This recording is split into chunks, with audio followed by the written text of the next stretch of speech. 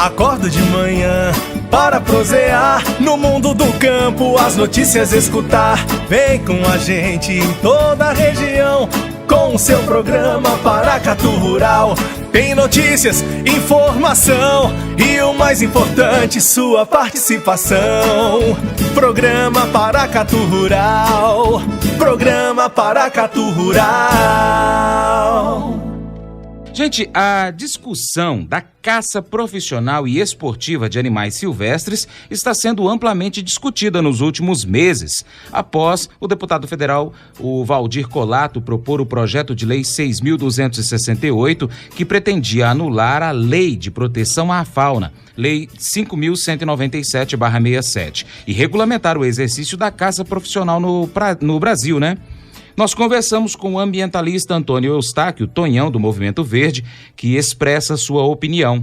No Brasil, cada momento que passa, nós deparamos com mais e mais aberrações. Agora a gente está vendo esse projeto de lei 6.268 de 2016, que é uma proposição do deputado federal Valdir Colato, do PMDB de Santa Catarina, para legalizar a caça de animal silvestre no Brasil. Olha, ainda bem que a gente tem pessoas no meio político que são conscientes, né? Nós sabemos que os animais são de fundamental importância para o equilíbrio da vida no nosso planeta inteiro, né? Eles nos ajudam buscando esse equilíbrio, tanto através da sua própria cadeia alimentar, como na revegetação diária, semeando sementes, fazendo polinização, né?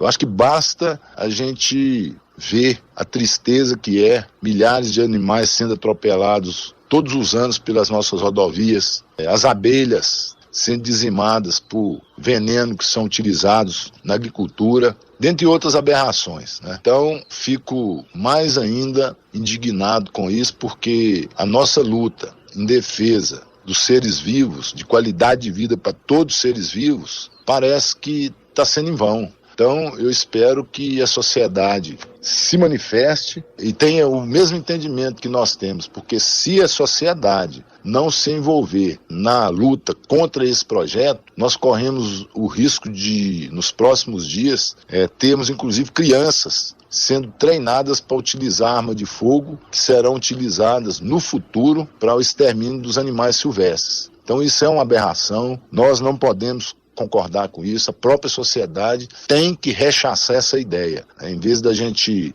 ter um país equilibrado, parece que pessoas desequilibradas estão tentando fazer o mesmo com o país de que eles fazem no seu desequilíbrio pessoal, né? Apresentando um projeto dessa magnitude e que vai trazer um horror para a vida dos animais silvestres no nosso país.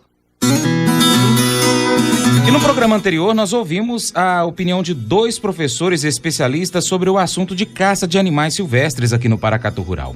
Um deles, professor Rômulo Ribon, da Universidade Federal de Viçosa, é defensor da Lei de Proteção à Fauna de 1967, que de fato é muito boa, segundo ele, nunca foi totalmente implementada. Ele conta agora o que aconteceu lá nos Estados Unidos quando decidiram regulamentar a caça no país.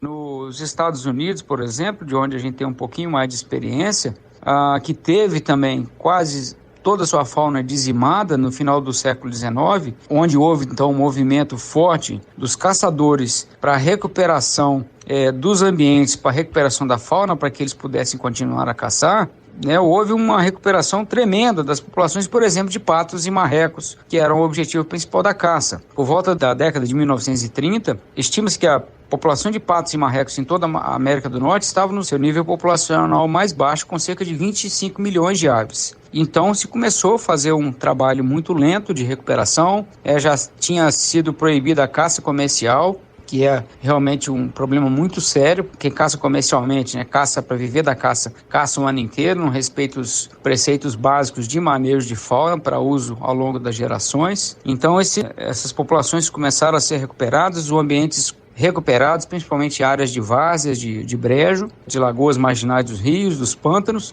e hoje aquela população que estava em cerca de 25 milhões de aves, hoje está em torno de 50 milhões de aves, num país com cerca de 13 milhões de caçadores registrados e em atividade. Então, se a caça fosse realmente um problema, lá não haveria ave aquática nenhuma e animal mais nenhum. Muito pelo contrário, o que aconteceu com a regulamentação da caça foi a geração da economia, né, o aquecimento da economia, a criação de várias frentes de trabalho, a criação de vários tipos diferentes de emprego, né, dos manejadores de fauna, uma maior fonte de renda para os produtores rurais, os produtores rurais mais animados com a conservação de suas florestas, porque podiam tirar delas ou algum recurso do arrendamento para clubes de caçadores ou algum recurso proteico mesmo através do uso legal da fauna sem ficar com medo de fiscalização, de ser punido por isso. Não de fiscalização propriamente dita, porque a fiscalização é importante. Infelizmente nós temos gente que faz coisa errada, caçador faz coisa errada, mas temos também médicos que fazem coisa errada, advogados, professores, estudantes, nós temos profissionais em todas as áreas. Mas se nós pensarmos que tudo vai dar errado no Brasil, em qualquer lugar, a gente nem precisa levantar da cama de manhã, né? Para que eu vou fazer as coisas certas, se tudo está errado mesmo? Então, a gente tem que parar com esse discurso comodista. Não adianta tentar fazer manejo de fauna no Brasil, porque o brasileiro faz tudo errado, porque desse jeito a gente nunca vai para frente. E tá aí a Operação Lava Jato mostrando que as coisas erradas vão aparecendo e a gente vai melhorando devagarinho enquanto sociedade. O professor ainda citou uma situação preocupante. Populações enormes de certos animais estão causando prejuízos aos produtores rurais. Outro ponto importante na questão do manejo de fauna é o manejo de espécies que estão tendo suas populações, como nós usamos o termo em ecologia, né, explodindo. As populações estão muito grandes, saindo do controle e causando prejuízos nas comunidades. Por exemplo, as maritacas, né, em algumas regiões aqui da zona da Mata Mineira, que causam sérios prejuízos para os fruticultores, na região de Paula Cândido, de Viçosa, na região de Barbacena, e que não tem outra forma de controle mais eficaz, senão, dentre outros, o abate de indivíduos. Outro exemplo são as capivaras. A gente tem visto aí divulgar-se na mídia que não deve-se castrar as capivaras. Como é que nós vamos usar recursos públicos para castrar capivaras num valor muito acima até de muitos procedimentos no SUS, enquanto nossa população está tão carente de atendimentos nos hospitais públicos? Tem gente que defende esse tipo de coisa. E é uma ação completamente sem nexo biológico e econômico. Quem defende essas teses absurdas, por exemplo, de castração para controlar problema populacional de espécies que estão tendo suas populações aí explodindo, não tem noção do que a gente chama dentro da biologia de ecologia de populações. São milhões de indivíduos pelo país e você castrar 2 ou 3 não vai fazer diferença nenhuma, só vai botar dinheiro no bolso daqueles que estão interessados em continuar com essa história aí. Então as capivaras são um problema que trazem também problemas de saúde pública, como o falecimento da criança final de 2016 e começo de 2017 por contaminação por febre maculosa advinda das capivaras lá na Lagoa da Pampulha, em Belo Horizonte. E aí?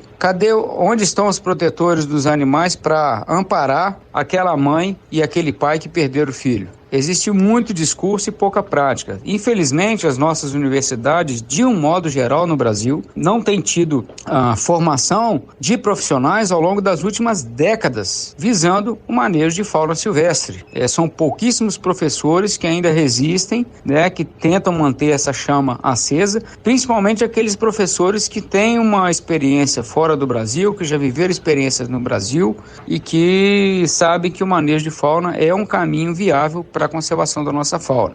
Então nós temos aí várias gerações de biólogos, de engenheiros florestais, né, de zootecnistas, de veterinários, né, e profissionais de outras áreas, até os agrônomos também, que foram formados ouvindo praticamente um mantra de que você não pode botar a mão nos bichos, só para fazer carinho, para fazer cirurgia para animal pet. Né? Todos nós gostamos dos animais, estimamos os cachorros, né? Sabemos também que os cachorros causam problema quando soltos. Um dos maiores problemas de conservação do Brasil que nós temos hoje são cães e gatos soltos. São milhões de cachorros predando nossa fauna o tempo todo e gatos soltos também predando nossa fauna o tempo todo. Quem tem gato e cachorro em casa sabe que se ele bobear um pouco, vai aparecer um passarinho morto, uma lagartixa, algum animalzinho silvestre morto. Imagina isso multiplicado por milhões. E esses cachorros soltos aí no meio ambiente, né, nas fazendas, por exemplo, eles predam ovos de todas as aves que colocam ovos no chão, como por exemplo os tinamiformes, que são os inhambus, as codornas, as perdizes, né?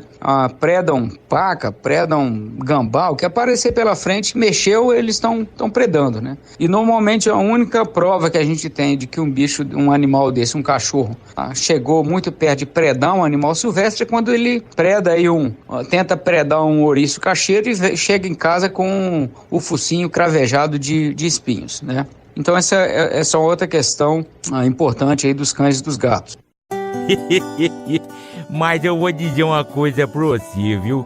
Se quiser colocar propaganda sua aqui nesse programa, eu vou dizer um negócio, você vai ter um resultado bom demais, senhor. Isso mesmo, é facinho, senhor. Você pode entrar em contato com os meninos ligando o telefone deles, é o 38, é o 991810123, bem fácil. É muito bom porque aí a sua empresa vai sair dentro de um programa que é ligado aí ao homem pra mulher do campo. É bom ou não é, só?